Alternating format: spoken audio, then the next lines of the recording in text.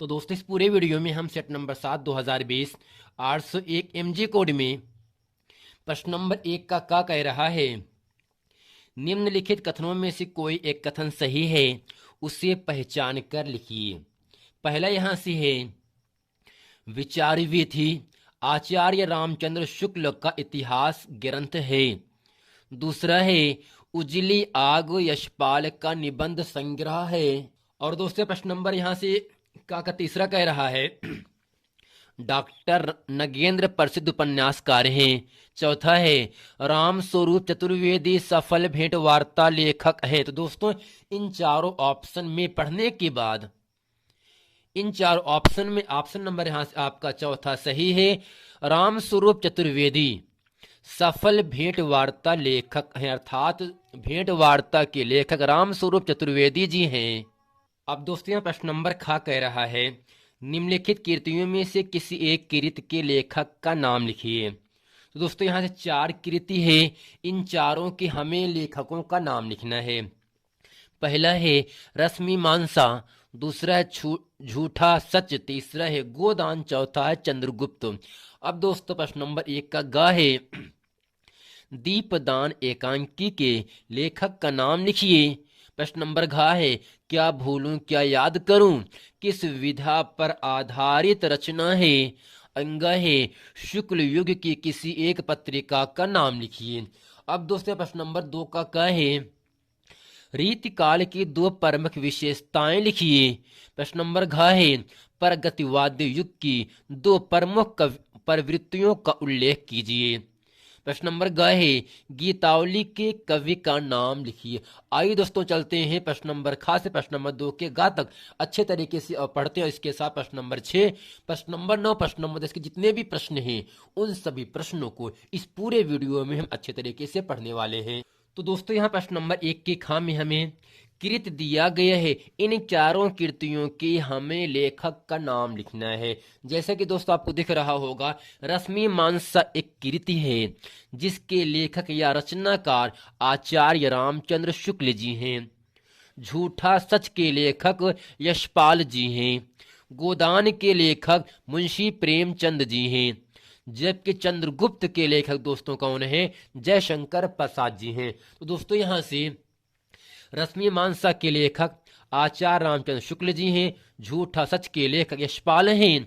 गोदान के लेखक मुंशी प्रेमचंद, इसी के साथ चंद्रगुप्त के जो आपके लेखक हैं जयशंकर प्रसाद जी हैं। अब दोस्तों यहां से प्रश्न नंबर 1 का गाप के सामने कह रहा है, दीपदान एकांकी के लेखक का नाम लिखिए। दोस्तों इसका उत्तर क्या होगा, डॉक्टर राम कुमार वर्मा, अर्थात दीपदान एकांकी के लेखक का नाम डॉक्टर राम कुमार वर्मा जी हैं। घाहे, क्या भूलूं क्या याद करूं, किस विधा पर आधारित रचना है। दोस्तों क्या भूलूं क्या याद करूं, जिसके दोस्तों लेखक कौन है, हरिवंश राय बच्चन है, हमें लेखक नहीं बल्कि इसका विधा पूछ रहा है। क्या भूलूं क्या याद करूं, किस विधा पर आधारित रचना है। दोस्तों इसका उत्तर क्या होगा, आत्मकथा, अर्थात क्या भूलूं क्या याद करूं आत्मकथा विधा पर आधारित रचना है। जबकि क्या भूलूं क्या याद करूं के लेखक हरिवंश राय बच्चन हैं। अंग है, शुक्ल युग की किसी एक पत्रिका का नाम लिखिए। तो दोस्तों हमें पूछ के आ रहा है, शुक्ल युग की किसी एक पत्रिका का नाम लिखना है। जैसा कि दोस्तों इसका उत्तर क्या होगा, हंस पत्रिका, यानी शुक्ल युग की एक पत्रिका है हंस पत्रिका, जो कि दोस्तों शुक्ल युग में लिखा गया था। अब दोस्तों प्रश्न नंबर 2 का काप के सामने यहां से कह रहा है, रीतिकाल की 2 प्रमुख विशेषताएं लिखिए। रीतिकाल की 2 प्रमुख विशेषताएं लिखिए। तो दोस्तों इसका उत्तर क्या होगा, पहला यहां से लिखेंगे श्रृंगार की प्रधानता, दूसरा होगा आश्रयदाताओं की प्रशंसा। अगर दोस्तों रीतिकाल की 2 प्रमुख विशेषता पूछे या प्रवृत्ति पूछे या लक्षण पूछे तो इसका उत्तर जिस प्रकार से हम लिखे हैं, पहला यहां से होगा श्रृंगार की प्रधानता, दूसरा है आश्रयदाताओं की प्रशंसा। इसको दोस्तों अच्छे तरीके से आपको लिखना है। लिखने दोस्तों आपको 2 नंबर की प्राप्ति होगी। दो का खा है प्रगतिवादी युग की दो प्रमुख प्रवृत्तियों का उल्लेख कीजिए। दोस्तों मुझसे पूछ क्या रहा है, प्रगतिवादी युग की दो प्रमुख प्रवृत्तियों का उल्लेख कीजिए। दोस्तों इसका उत्तर क्या होगा, यहां से लिखेंगे पहले में सामाजिक यथार्थवाद, दूसरा होगा क्रांति की भावना। अगर दोस्तों रीतिकाल की दो प्रमुख विशेषता पूछेगा तो श्रृंगार की प्रधानता, आश्रयदाताओं की प्रशंसा। अगर प्रगतिवादी युग की प्रवृत्ति या विशेषता पूछेगा तो सामाजिक यथार्थवाद, क्रांति की भावना। गहे गीतावली के कवि का नाम लिखिए। गीतावली के कवि का नाम दोस्तों क्या होगा, आशा करते हैं गीतावली के कवि का नाम अच्छे तरीके से आप लोगों को याद होगा, जो कि दोस्तों कौन है, तुलसीदास जी हैं। तो दोस्तों यहां से जो आपका प्रश्न नंबर 1 का खाप के सामने इसमें कह रहा था वो केवल यही कह रहा है, रश्मि मानसा के लेखक आचार्य रामचंद्र शुक्ल जी हैं, झूठा सच के लेखक यशपाल हैं, गोदान के लेखक मुंशी प्रेमचंद हैं, चंद्रगुप्त के लेखक जयशंकर प्रसाद हैं, एकांकी दीपदान एकांकी के लेखक का नाम डॉक्टर राम कुमार वर्मा है।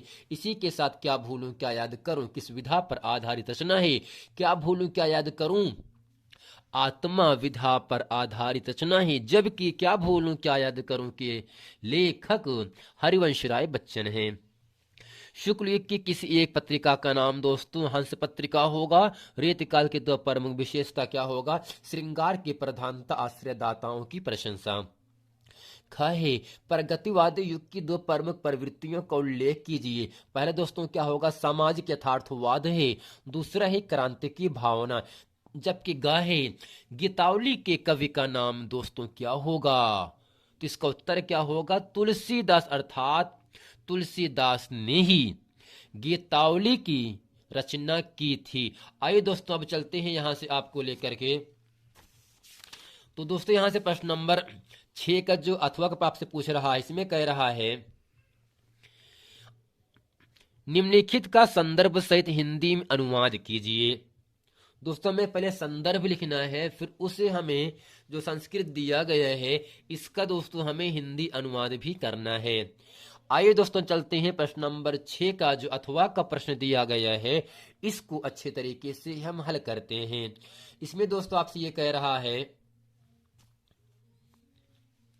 आम स्वीकृता समया इत कथिते तस्मिन् नागरिके सा ग्रामीणा नागरिकम् अवदत् प्रथमं भवान् विपृच्छतु नागरिकस्य तं ग्रामीणम् अकथयत् त्वमेव प्रथमं पृच्छ इति इदं श्रुत्वा सा ग्रामीणः अवदत् युक्तम् अहमेव प्रथमं पृच्छामि। दोस्तों इससे पहले क्या पूछ रहा है, ये जो गद्यांश है इसका हमें संदर्भ लिखना है। दोस्तों क्या दोस्तों लिखना है, पहले हमें इसका संदर्भ। अब तो दोस्तों इसके उत्तर में हेडिंग करते हैं संदर्भ। इसमें दोस्तों हम लिखेंगे यहां से, प्रस्तुत गद्य अवतरण संस्कृत परिचायिका के अंतर्गत संकलित पाठ पर बुद्धो ग्रामीणा से लिया गया है। अब दोस्तों हेडिंग करते हैं हिंदी अनुवाद, अर्थात आम से लेकर के प्रथमम पृच्छामि का हमें हिंदी अनुवाद करना है। अब दोस्तों हम चलते हैं इस पूरे संस्कृत का हिंदी अनुवाद अच्छे तरीके से हम आप लोगों को बताते हैं। तो दोस्तों यहां से कह रहा है, आम स्वीकृता समया, आम मिस हाँ, आम मिस हाँ, स्वीकृता का मतलब स्वीकार, समय का मतलब शर्त। आम स्वीकृता समया, हाँ यह शर्त स्वीकार है। इति कथिते तस्मिन् नागरिके सा ग्रामीणः नागरिकम् अवदत्। इति कथिते का मतलब होता है यह कहते हुए, तस्मिन् का मतलब उनमें, नागरिक का मतलब नागरिक ने, सा ग्रामीण वह ग्रामीण, नागरिकम का मतलब नागरिक से, अवदत माने कहा या बोला। इत कथिते तस्मिन् नागरिके सा ग्रामीण नागरिकम अवदत, उस नागरिक के ऐसा कहने पर, उस नागरिक के ऐसा कहने पर ग्रामीण ने नागरिक से कहा या बोला। प्रथमम भवान विपृच्छतु, दोस्तों प्रथमम में सोता है पहले, भवान का मतलब आप ही, पृच्छतु का मतलब पूछेंगे। प्रथमम भवान विपृच्छतु, पहले आप ही पूछेंगे। नागरिकस्य तम ग्रामीणम औ अकथयत। नागरिकस्य का मतलब नागरिकों ने, नागरिक ने, ग्रामीणम ग्रामीण का, अकथयत माने बोला, और नागरिक ने उस ग्रामीण से बोला। दोस्तों यहां से तम का मतलब होता उस, नागरिकस्य नागरिक ने, तम माने उस, ग्रामीणम का मतलब ग्रामीण से, अकथयत माने कहा या बोला, और नागरिक ने उस ग्रामीण से बोला। तुम्यो प्रथमम पृच्छ। तुम्यो का मतलब दोस्तों होता है तुम ही, प्रथमम इस पहले, पृच्छ का मतलब पूछो, तुम ही पहले पूछो। इत इदम श्रुत्वा, इदम श्रुत्वा स ग्रामीणः औदत। इदम माने यह, श्रुत्वा में सुनकर, सा माने वह, ग्रामीणः का मतलब ग्रामीण, औदत मिस कहा या बोला। यह सुनकर उस ग्रामीण ने कहा, यह सुनकर वह ग्रामीण बोला। युक्तम अहमेव प्रथमम पृच्छामि। दोस्तों युक्तम का मतलब होता है ठीक है, अहमेव का मतलब होता है मैं ही, प्रथमम मिस होता है पहले, पृच्छामि का मतलब पूछता हूं। युक्तम अहमेव प्रथमम पृच्छामि, ठीक है मैं ही पहले पूछता हूं। अब दोस्तों इस पूरे संस्कृत का एक बार अच्छी तरीके से हम रिपीट कर देते हैं। दोस्तों होगा क्या यहां से, आम स्वीकृता समया, हाँ यह शर्त स्वीकार है। इत कथते तस्मिन् नागरिके सा ग्रामीणः नागरिकम औदत। उस नागरिक के ऐसा कहने पर ग्रामीण ने नागरिक से कहा। प्रथमम, प्रथमम भवान पृच्छतु, पहले आप ही पूछेंगे। नागरिकस्य तम ग्रामीणम औदत, और नागरिक ने उस ग्रामीण से कहा। त्वमेव प्रथमम पृच्छ, पहले तुम ही पूछो, पहले तुम ही पूछो। इदम श्रुत्वा सा ग्रामीण औदत, यह सुनकर, इदम माने यह, श्रुत्वा का मतलब सुनकर, यह सुनकर उस ग्रामीण ने कहा या वह ग्रामीण बोला। युक्तम ठीक है, अहमेव प्रथमम पृच्छामि, ठीक है मैं ही पहले पूछता हूं। दोस्तों वह पहले क्या होगा, अपदो दूरगामी चा साक्षरो न चा पंडिता अमुखा स्फुट वक्ता चयो जानाति सा पंडिता। उसके मुख नहीं है परंतु साफ साफ बोलता है, इसे जो जानता है वही पंडित है। अब दोस्तों यहां से प्रश्न नंबर 7 का आपके सामने कह रहा है, इसमें दोस्तों केवल आप लोगों को एक श्लोक, दो श्लोक को आपको याद करना है। एक श्लोक पेपर में दिया गया होगा और एक आपको याद रखना है। दोस्तों इसके साथ यहाँ से प्रश्न नंबर जो 8 है, इसमें कह रहा है यहाँ से दोस्तों, प्रश्न नंबर 8 में कह रहा है करुण अथवा हास्यरस की परिभाषा, उत्प्रेक्षा अथवा उपमा अलंकार की परिभाषा, रोला अथवा सोठा छंद की परिभाषा उदाहरण सहित समझाइए। दोस्तों आशा करते हैं इन सब परिभाषाओं को अच्छे तरीके से आप लोगों को याद हो गए होंगे। अब दोस्तों यहाँ से प्रश्न नंबर 9 का आपके सामने कह रहा है, निम्नलिखित उपसर्गों में से किन्हीं तीन के मेल से एक एक शब्द बनाइए। निर, अप, अधि, आ, अभि। दोस्तों जो उपसर्ग होता है वे शब्दों के पहले लगाया जाता है, जबकि जो प्रत्यय होता है वे शब्दों के अंत में लगाया जाता है। तो वे शब्दांश जो शब्दों के पहले जुड़ करके उसके अर्थ में विशेषता उत्पन्न कर देते हैं उपसर्ग कहलाते हैं, और वे शब्दांश जो शब्दों के अंत में जुड़ करके शब्द के अर्थ में विशेषता उत्पन्न कर देते हैं प्रत्यय कहलाते हैं। तो कहने का मतलब क्या होगा, उपसर्ग शब्दों के पहले लगता है, जबकि प्रत्यय जो होगा जो कि त्वा, ता, वट, पन, आई, ये सब दोस्तों शब्दों के अंत में लगाया जाएगा। अब प्रश्न नंबर ग है, निम्नलिखित में से किन्हीं दो के समास विग्रह कीजिए। पहला यहां से दिया है महामानव, मुख कमल, चक्रपाणी, हर्ष विषाद, तिरलोक, घाहे। निम्नलिखित में से किन्हीं दो शब्दों के तत्सम रूप लिखिए। सावन, श्रावण, पाख, नेह, घी, बरखा का मतलब वर्षा। अब दोस्तों इसके साथ यहां से प्रश्न नंबर अंगा आपके सामने कह रहा है, तो इसमें कह रहा है निम्नलिखित में से किन्हीं दो शब्दों के दो दो पर्यायवाची शब्द लिखिए। पहला है पुत्र है, नदी है, जल है, अश्व है, आग है। 10 का दोस्तों यहाँ से का आपके सामने कह रहा है निम्नलिखित में से किन्हीं दो में संधि विच्छेद कीजिए और संधि का नाम लिखिए। सदा धन एव सदैव, अति धन अंत अत्यंत, प्रतिधन उत्तरम प्रत्युत्तरम, देवधन आज्ञा देवाज्ञा, अत्र धन एव अत्रेव। दोस्तों प्रश्न नंबर 10 का खाप के सामने यहां से कहा जा रहा है निम्नलिखित शब्दों के रूप और षष्ठी विभक्ति एक वचन लिखिए। फल अथवा मति का, तद स्त्री अथवा युष्मद का। हमें दोस्तों षष्ठी विभक्ति एक वचन क्या होता है, इसके साथ प्रश्न नंबर 10 का गा कह रहा है, जो कि इस पूरे वीडियो का अंतिम प्रश्न होगा। इसमें दोस्तों कह रहा है निम्नलिखित में से किसी एक धातु लकार पुरुष तथा वचन का उल्लेख कीजिए। पठथा है, हसीव है, पचामा है, दरच्छसी है। आइए दोस्तों चलते हैं प्रश्न नंबर 9 और प्रश्न नंबर 10 के जितने भी प्रश्न हैं उन सभी प्रश्नों को इस पूरे वीडियो में अच्छे तरीके से हम आप लोगों को समझाते हैं। तो दोस्तों यहाँ से प्रश्न नंबर 9 के काम में हमें उपसर्ग दिया गया है। इन सभी उपसर्गों का हमें शब्द बनाना है। तो उपसर्ग है निर, निर से बनाते हैं निर्बल। तो दोस्तों निर्बल का मतलब होता है कमजोर। निर्बल को ना सताइए जाकी मोटी हाय। दोस्तों यहाँ से निर्बल का मतलब क्या होता है, कमजोर होता है। अर्थात इस निर्बल में आपका जो निर शब्द होगा आपका, वह दोस्तों क्या होगा, आपका उपसर्ग होगा।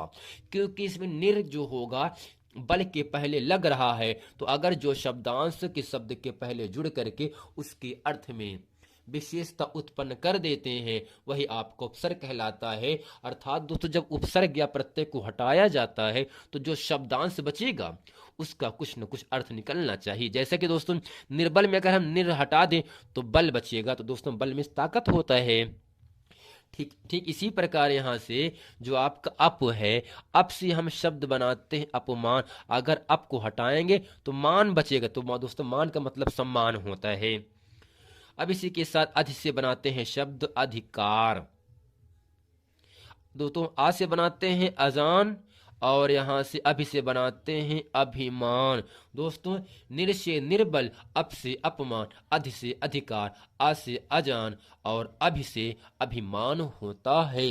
इसी के साथ दोस्तों यहां से प्रश्न नंबर आपका खा कह रहा है प्रत्यय तो ता वटपन आय दिया है, इन सभी प्रत्ययों का हमें शब्द बताना है।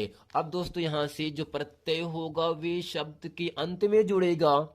तो त्व, महत्व, घटत्व, बढ़त्व, चढ़त्व, सुनत्व, इन सब शब्दों को हम त्व के प्रत्यय में हम जोड़ सकते हैं शब्द बनाने के लिए।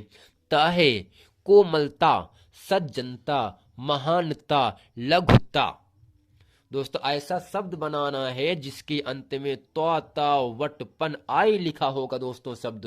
तो यहां से तो आ रहा है, ता है, वट है, पन है, आई है। तो यहां से ता से बनाते हैं कोमलता या सज्जनता या महानता। वट से दोस्तों बनाते हैं बनावट, लिखावट या सजावट। तो दोस्तों पन से बनाते हैं भोलापन, लड़कपन, सज्जनपन। आई से बनाते हैं बनवाई, लिखाई, पढ़ाई, चढ़ाई, सुनवाई। दोस्तों इन सब शब्दों से हमें यहां से प्रत्यय बना सकते हैं। इसी के साथ दोस्तों प्रश्न नंबर यहां से 9 का गाप के सामने कह रहा है शब्द दिया गया है, हमें शब्दों का समास विग्रह करना है। तो दोस्तों शब्द क्या है, महामांडव, मुख कमल, चक्रपाणी, हर्ष विषाद। हर्ष विषाद त्रिलोक। दोस्तों महामानव शब्द का समास विग्रह होता है। महान है जो मानव। अगर दोस्तों यहां से समास का नाम पूछेगा तो होगा यहां से आपका कर्मधारय समास। क्या दोस्तों होगा, कर्मधारय समास हो जाएगा। चूंकि दोस्तों इस शब्द का समास विग्रह करने पर है और जो शब्द आ रहा है ना, अगर शब्दों के समास विग्रह करने में है जो या के समान शब्द आएगा, तब दोस्तों जो आपका समास होगा वह आपका कर्मधारय समास होगा। इसी के साथ यहां से मुख कमल, मुख जैसा कमल, ये भी दोस्तों होगा आपका कर्मधारय समास। चक्रपाणी, जिसके हाथ में चक्र है, अर्थात दोस्तों यहां से आपका जो समास का नाम होगा बहुव्रीहि समास होगा। हर्ष विषाद, दोस्तों हर्ष और विषाद के बीच में योजक चिन्ह लगाने पर या जब ये हटता है तो इसके स्थान पर और या तथा शब्द आ जाता है। तो हर्ष विषाद, दोस्तों हर्ष का मतलब खुशी, विषाद का मतलब दुख। जहां दुख सुख हो, लाभ हानि हो, खरा खोटा हो, छोटा बड़ा हो, वहां पर दोस्तों आपका द्वंद्व समास होता है। त्रिलोक में दोस्तों तीन जो आपका है, तिर का मतलब तीन, प्रथम शब्द संख्यावाची आ गया। दूसरा तीन जो आपका है एक संख्यावाची है। अगर प्रथम शब्द संख्यावाची है तब दोस्तों जो आपका समास होगा वह आपका द्विगु समास होगा। क्या दोस्तों होगा? आपका द्विगु समास हो जाएगा। अब दोस्तों यहां से प्रश्न नंबर घ आपके सामने कह रहा है, शब्द दिया गया है, इन सभी पांचों शब्दों का हमें तत्सम रूप लिखना है। तो दोस्तों तत्सम रूप का मतलब होता है शुद्ध रूप। क्या होगा? तो यहां से सावन है, पाक है, ने है, घी है, बरखा है। तो दोस्तों सावन शब्द का तत्सम रूप श्रावण होता है। पाक शब्द का तत्सम रूप पक्ष होता है। कहते हैं ना, तुम किस पक्ष में बोल रहे हो, तुम किस पक्ष से बोल रहे हो। दोस्तों नेह को हम, नेह का होता है तत्सम रूप स्नेह का मतलब होता है प्रेम। और दोस्तों घी का तत्सम रूप होता है घृत। तो दो मतलब घृत का मतलब घी होता है। और दोस्तों बरखा को हम कहते हैं वर्षा। तो वर्षा मिस बरखा। घृत का मतलब घी, स्नेह नेह यानी प्रेम होता है, पक्ष पाक होता है, श्रावण का मतलब सावन होता है। अब दोस्तों चलते हैं प्रश्न नंबर 10 का अंक, 9 का अंक पढ़ते हैं। तो दोस्तों प्रश्न नंबर 9 के अंगे में कह रहा है, शब्द दिया गया है, हमें इन शब्दों का दो दो पर्यायवाची शब्द लिखना है। अब ये समझ लेते हैं किसे कहते हैं पर्यायवाची शब्द। ऐसे शब्द जो एक से अधिक अर्थ रखते हैं पर्यायवाची शब्द कहलाते हैं। ऐसे शब्द जो एक से अधिक अर्थ रखते हैं पर्यायवाची शब्द कहलाते हैं। जैसे यहाँ पुत्र, पुत्र को हम क्या क्या कहते हैं? नदी को, जल को, अश्व को, आग को हम किन किन शब्दों से जानते हैं इसे? दोस्तों यहाँ से पुत्र, पुत्र का जो पर्यायवाची शब्द होता है सुत और तनय होता है। तो दोस्तों सुत का मतलब पुत्र और दोस्तों पुत्र का मतलब बेटा होता है। सुत का मतलब पुत्र, तनय का मतलब पुत्र होता है। नदी का होता है सरिता तटनी, जल का होता है पानी नीर, तो एम अम्बु वारिज। अश्व का मतलब दोस्तों घोड़ा होता है। अश्व कहते हैं घोड़ा तुरंग है।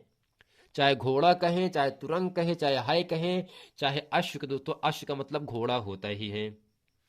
अब दोस्तों अगला है आग। आग को यहां से होता है अग्नि अनल यानी पावक अनल।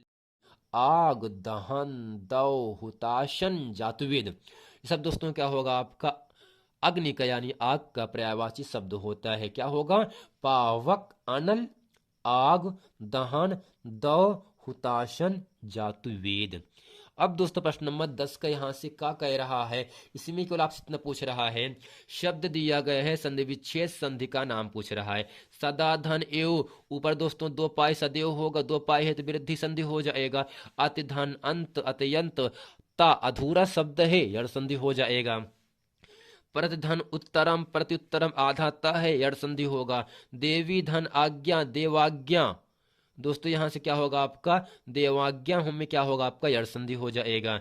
अत्र धन एव, त्रा के ऊपर ऐ की मात्रा है तो आपका वृद्धि संधि हो जाएगा। अब दोस्तों यहां से प्रश्न नंबर 10 का खा कह रहा है, फल अथवा मति का षष्ठी विभक्ति एक वचन क्या होगा? फल का षष्ठी विभक्ति एक वचन फलस्व होता है। मति का षष्ठी विभक्ति एक वचन मते होता है। तद का षष्ठी विभक्ति एक वचन तस्या होता है। युष्मद का षष्ठी विभक्ति एक वचन तौते होता है। अब इसी के साथ प्रश्न नंबर 10 का गाप के सामने कह रहा है, शब्द दिया गया है पठथा, हस्यो, पचामह, द्रक्षसी। इन सभी शब्दों का धातु, लकार, पुरुष और वचन पूछ रहा है। दोस्तों पठथा पर धातु का लट लकार मध्यम पुरुष है और आपका द्विवचन।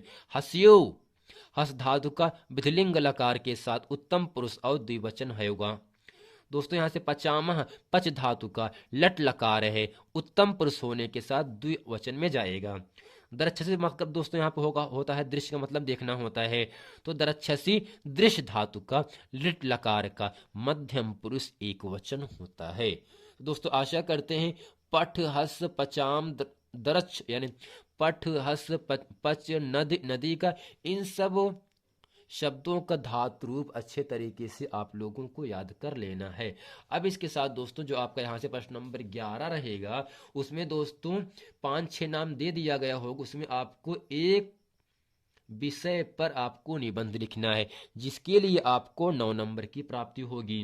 अगर निबंध में दोस्तों हेडिंग बनाकर लिख देंगे तो हमें 9 नंबर मिल जाएगा। तो प्रश्न नंबर 12 होगा यहाँ से, इसमें दोस्तों अपने पठित खंड काव्य के आधार पर निम्नलिखित प्रश्नों में से एक उत्तर आपको लिखना होगा। यानी एक आता है ज्योत जवाहर खंड काव्य, ज्योत जवाहर यानी पंडित जवाहरलाल नेहरू के बारे में आप लोगों को लिखना पड़ेगा, जिसके लिए आपको 3 नंबर की प्राप्ति होगी। तो दोस्तों आशा करते हैं यहाँ से सेट नंबर 7 2020 801 MG कोड में प्रश्न नंबर 1, प्रश्न नंबर 2, प्रश्न नंबर 6, प्रश्न नंबर 7 और 8, प्रश्न नंबर 9, प्रश्न नंबर 10, 11, 12 जितने भी प्रश्न थे, इन सभी प्रश्नों को मैंने इस पूरे वीडियो में अच्छे तरीके से बता दी। तो दोस्तों आशा करते हैं ये पूरा प्रश्न वीडियो अच्छे तरीके से आप लोगों को समझ में आ गया होगा। मिलते हैं नेक्स्ट वीडियो में, तब तक के लिए थैंक यू।